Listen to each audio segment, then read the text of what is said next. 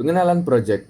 Alga-based organic fertilizer adalah baja yang menggunakan alga daripada kolam ikan, kelodak kolam ikan yang kemudiannya dicampur dengan bahan sisa domestik seperti kulit telur dan kulit pisang.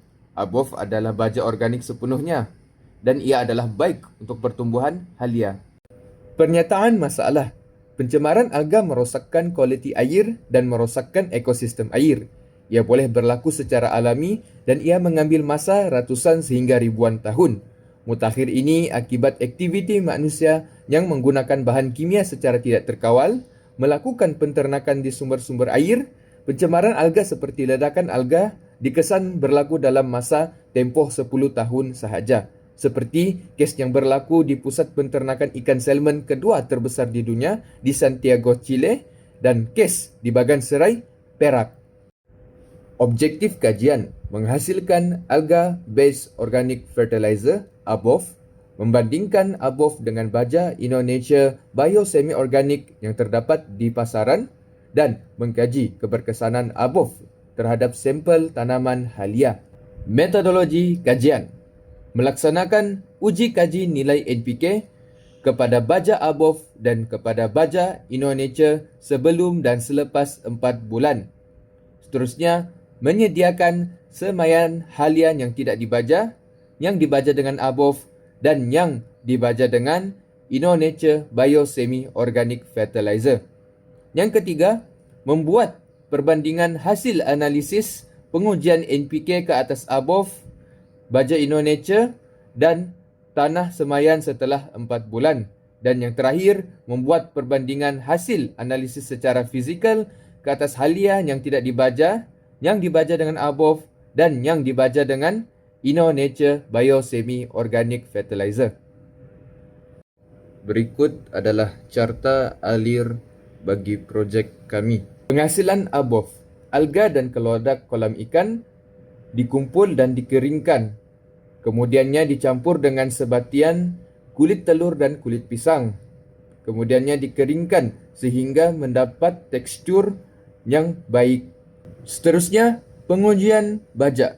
Nilai NPK kedua baja iaitu ABOF dan Indonesia diambil sebelum dan selepas 4 bulan semaian.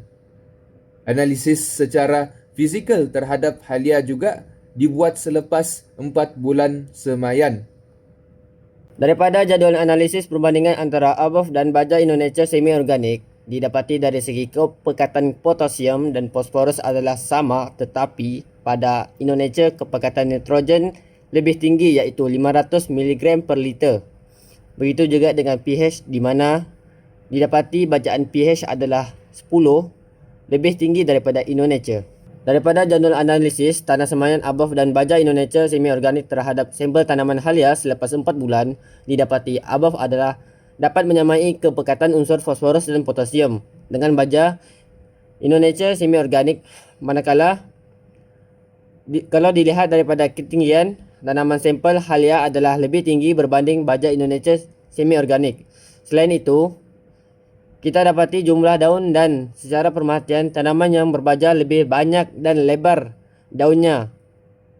Dan kemudian pH baja ABOF adalah lebih rendah dan menghampiri neutral berbanding tanah baja Indonesia semi-organik selepas 4 bulan. Berikut adalah sampel tanaman halia selepas 4 bulan. ABOF dapat menyamai kepekatan unsur fosforus dan potasium dengan baja Indonesia biosemi organik. Kedua, tanaman sampel halia yang dibaja dan dengan ABOF lebih cepat meninggi daripada baja Indonesia biosemi organik. Yang ketiga, bahan-bahan yang digunakan dalam ABOF dapat membekalkan nutrisi yang perlu untuk tanaman sampel halia. Dan yang terakhir sekali adalah pH baja ABF adalah lebih rendah dan menghampiri neutral berbanding dengan baja Indonesia semi organik. Kesimpulan, pertama sekali, kekuatan dan kelebihan ABOF adalah standing dengan baja yang ada di pasaran. Dan yang kedua, halia yang dibaja dengan ABOF lebih sihat daripada yang halia dan tiada baja. Baja ABOF berkesan membantu pertumbuhan tanah sampel halia. Dengan pertama sekali mengkaji bahan lain untuk dicampurkan ke dalam baja. Yang kedua, menambah filler untuk menambahkan kebaikan baja.